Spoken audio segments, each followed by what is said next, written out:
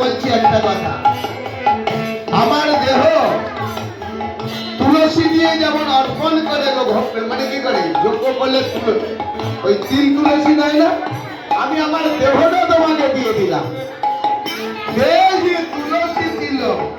দেহ সামারে কিনু,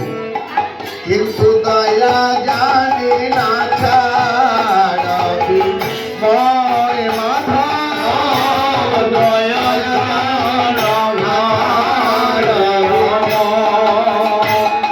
তোমার ময় চরণে